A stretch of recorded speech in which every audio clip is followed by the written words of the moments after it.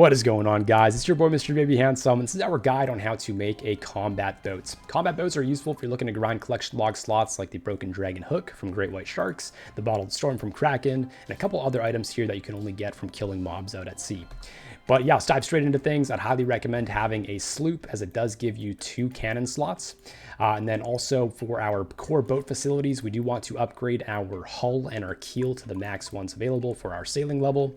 These are going to give you your boat hit points, and then your keel is going to give you your boat hit points and your boat armor. That's going to significantly extend your trips, as you'll actually be able to take less damage from the things that you're killing. Your helm and your sails, you can use whatever is available to you. And then the brassiere, I'd also recommend installing this if you're looking to go out into the Northern Ocean. But yeah, one thing to note for the hull and the keel, you can actually upgrade this with boosts. You won't have to have that boost on you to actually maneuver that boat. So the ruined keel, you can actually upgrade this at level 80 sailing. Just keep that in mind for your core boat parts. As for your boat facilities, you will have to have the boost on you to actually use these if you don't have the sailing level. So I personally wouldn't recommend using boost to upgrade these. But yeah, for the actual facilities, make sure to upgrade to the best cannons that you have available. And then a couple of nice to haves. The first one is going to be the Keg of Pearl Dance. This will increase your max damage on your cannon by 1.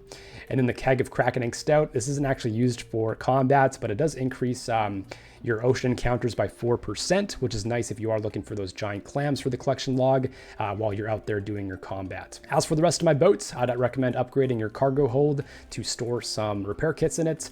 Have an inoculation station, and then at the back we do have a crystal extractor. It's not needed, it's just a nice to have. And then a teleport focus to move your boat around from dock to dock, and then a wind catcher, also a nice to have.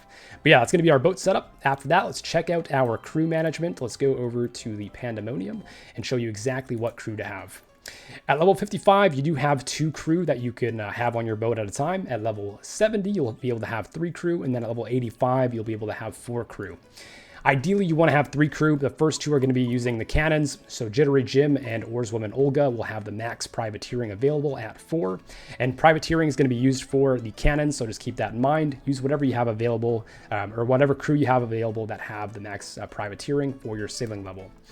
So yeah, those are going to be the first 2 slots. The third slot is going to be your helmsmanship. It's not really important. I'm personally using Spotter Virginia, but you can also swap it out for Ex-Captain Syad with 3 helmsmanship. They're basically just going to be at the back of the boat and just wiggling the boat side to side. It's not too big of a deal for this crewmate. And then for your 4th crewmate, this one's just going to be assigned to repairing your boat.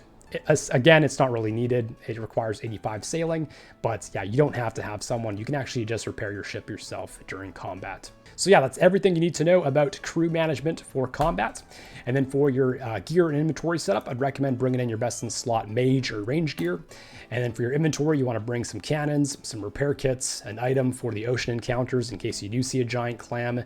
And that's basically it for your gear and inventory setup.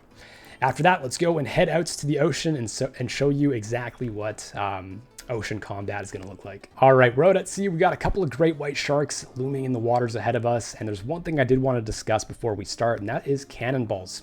Cannonballs, depending on which ones you use, will actually increase your DPS. The Rune and Dragon cannonballs are going to be best in slot.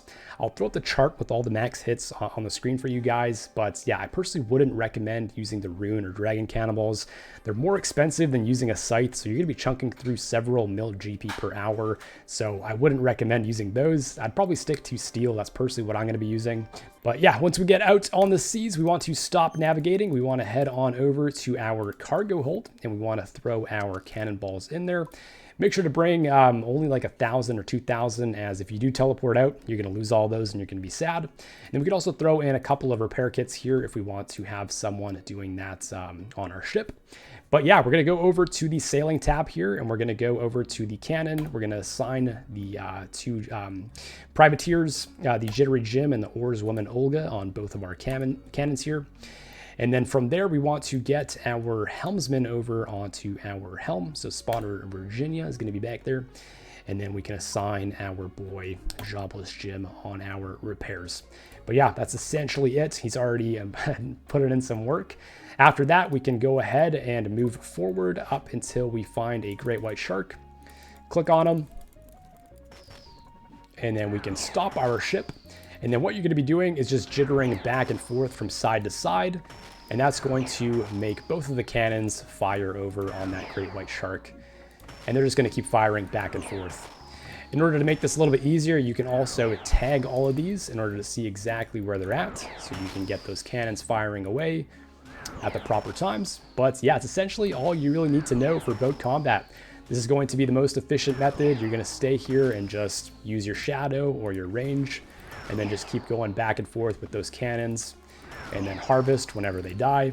And yeah, that's everything I've learned from doing boat combat. If there's anything else that I've missed or anything that you've learned that you also think would be valuable to the viewers, make sure to leave that comment below. If you guys did learn something from this, make sure to like, comment, subscribe.